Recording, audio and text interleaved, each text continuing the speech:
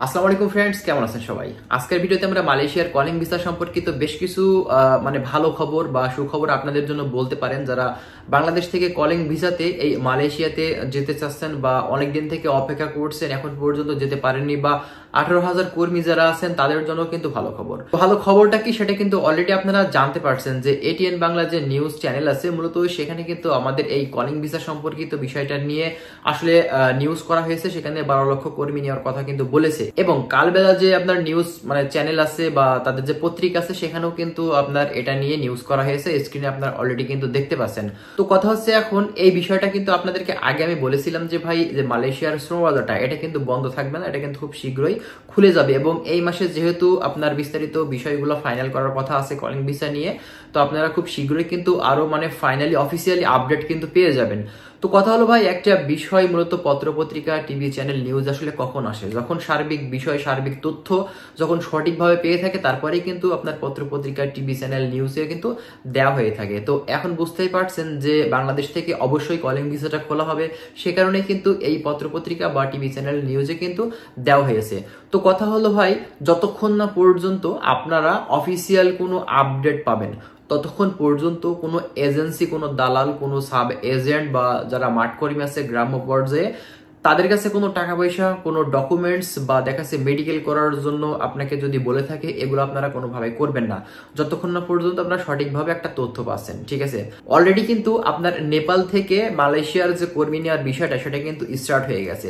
নেপাল থেকে কর্মী নেওয়ার যে কার্যক্রম, ভিসার যে প্রক্রিয়াটা, সেটা কিন্তু চালু করে ফেলেছে, এবং আমাদের বাংলাদেশ থেকে খুবই দ্রুত সময় সেটা কিন্তু স্টার্ট করে দিবে। আমরা আশা করছি এই মাসের ভিতরেই সবকিছু কার্যক্রম মনে করেন যে একদম ফাইনাল হয়ে আপনার মেডিকেল করাটা কিন্তু স্টার্ট হয়ে যাবে। ঠিক আছে, আর অবশ্যই আপনারা রিক্রুটিং এজেন্সির মাধ্যম দিয়ে আপনারা যাওয়ার চেষ্টা করবেন। আপনারা জানেন যে মালয়েশিয়া যাওয়ার ক্ষেত্রে কিন্তু অনেক সিন্ডিকেট মূলত কাজ করে থাকে।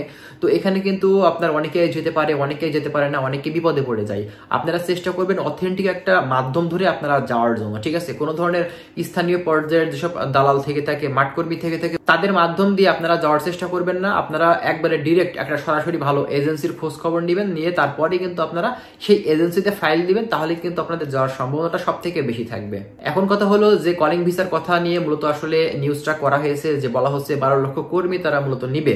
তবে এখানে কি আপনার 12 লক্ষ কর্মী বাংলাদেশ থেকে নিবে নাকি আরো অন্যান্য কান্ট্রি থেকে নিবে, এই বিষয়টার কথা বলতে গেলে ভাই, এখানে কিন্তু আপনারা নিউজে আর একটা লাইন দেখবেন, এখানে আপনারা আমি স্ক্রিনে দেখিয়ে দিচ্ছি। এখানে কিন্তু 14টা দেশের কথা বলা হচ্ছে, তার ভিতরে বাংলাদেশের কর্মীর কিন্তু অগ্রাধিকার বেশি থাকবে, কারণ আমাদের বাংলাদেশি কর্মীদের কিন্তু চাহিদা প্রতিটা দেশেই কিন্তু বেশি। কারণ আমরা বাংলাদেশ থেকে যে কর্মীও মূলত যায় বাহিরের কান্ট্রিতে, আপনার সেখানে কিন্তু তারা অনেক ভালো কাজ করে, সে কারণেই বাংলাদেশের কর্মীদের কিন্তু সুনাম প্রতিটা দেশেই কিন্তু আছে। ঠিক আছে, শুধুমাত্র সুনাম বললেই হবে না, আবার বদনামও কিন্তু আছে। ঠিক আছে, ভালো খারাপ সব দিকে কিন্তু আমাদের বাংলাদেশিরা আছে।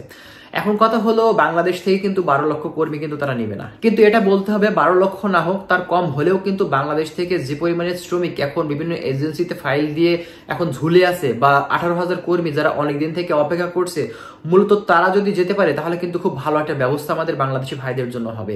এমনকি আরেকটা বিষয় আপনাদের মাঝে বলি, বর্তমানে কিন্তু মালয়েশিয়াতে হাজার হাজার শ্রমিক কিন্তু এখন অবৈধভাবে আছে। আমাদের বেশ কিছু ভাই কমেন্ট করেছেন, ভাই আমাদের বিষয় নিয়ে যদি কিছু কথা বলতেন, যে আমরা ভাই এখন অবৈধ আছি, আমাদের কাগজপত্র করা নিয়ে যদি কিছু কথা বলতেন। ভাই আমরা তো প্রতিনিয়তই মালয়েশিয়া সম্পর্কিত যখনই ভিডিওগুলো বানাই, অবশ্যই কিন্তু আপনাদের কথাগুলো উপস্থাপন করার চেষ্টা করি, যে শুধুমাত্র কর্মী নেওয়ার বিষয়টা দেখলে হবে না, যারা সেখানে অবৈধভাবে আছে, বৈধভাবে যাওয়ার পরও বিভিন্ন সমস্যার কারণে তারা কাগজপত্র করতে পারেনি, এছাড়াও তারা বিভিন্ন সুযোগ সুবিধা থেকে সেখান থেকে কিন্তু বঞ্চিত হচ্ছে, কাগজপত্র করতে পারছে না, বিভিন্ন ধরনের সমস্যা তারা ফেস করছে মালয়েশিয়াতে অবৈধ কর্মীরা, তাদের জন্য কিন্তু কিছু না কিছু করতে হবে। আমাদের বাংলাদেশে বর্তমান যে এখন সরকার আছে, আপনারা বিষয়টা দেখবেন, বর্তমানে এখন আমাদের অনেক বাংলাদেশি ভাই কিন্তু বিভিন্ন ধরনের সমস্যা কিন্তু মালয়েশিয়াতে বর্তমানে এখন কিন্তু ফেস করছে। যারা অবৈধভাবে আছে তাদেরকেও বৈধকরণ করার যে সিস্টেমটা, সেটা যদি মালয়েশিয়া সরকার চালু করে দেয়, সেক্ষেত্রে কিন্তু আমাদের অনেক বাংলাদেশি ভাই তাদের ফ্যামিলি নিয়ে যে বিপদে আছে, সেটা কিন্তু দেখা যাচ্ছে কিছুটা হলেও সেখান থেকে কিন্তু বিপদমুক্ত হতে পারবে।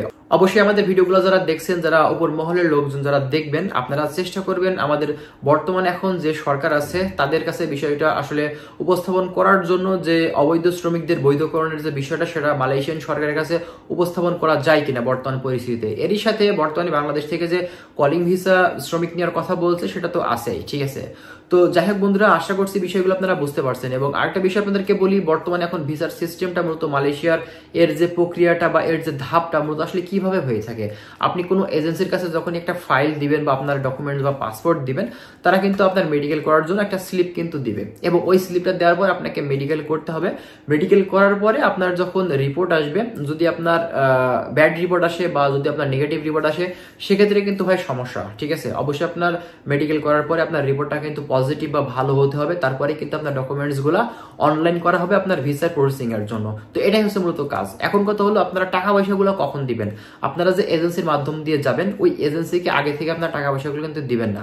অবশ্যই আপনার ভিসা অনলাইন যখন করবেন, তখন আপনারা কিন্তু টাকা দিবেন। আপনারা চেক করবেন আপনার ভিসাটা অনলাইন করা হয়েছে কিনা, সেটা দেখার পরে তারপরে আপনারা টাকা দিবেন। আপনারা আগে থেকে এজেন্সির সাথে কথা বলে নেবেন, আমরা কিন্তু আপনার ভিসা অনলাইন হওয়ার পরে তারপরে টাকা দেবো। হ্যাঁ, এখানে আপনি দেখা যায় জামানত হিসেবে আপনি 10,000 বা 20,000 টাকা দিতে পারেন, কিন্তু এটার মানে এই না যে আপনি বাংলাদেশ থেকে এখন মালয়েশিয়াতে যাবেন, আপনার কার্যক্রমটা কোনো এজেন্সি করছে, আপনি তাকে দেখা যাচ্ছে যে 2 লক্ষ বা 3 লক্ষ টাকা একবারে দিয়ে দিলেন। এটা করলে কিন্তু সব থেকে ভুল করবেন। অবশ্যই বুঝে শুনে তারপরে কিন্তু আপনারা কাজ করবেন। ঠিক আছে, পরিশেষে আপনাদেরকে বলি ভাই, এখন পর্যন্ত অফিসিয়ালি আপডেট কিন্তু মালয়েশিয়ান গভর্নমেন্ট দেয়নি, এতটুকু আপনারা শিওর থাকবেন। যতক্ষণ না পর্যন্ত কোনো অফিসিয়াল আপডেট আসছে, ততক্ষণ পর্যন্ত কোনো এজেন্সির কাছে টাকা পয়সা, ডকুমেন্টস বা আপনার মেডিকেল করার বিষয়ে কিন্তু আপনারা কোনোভাবেই যোগাযোগ করবেন না।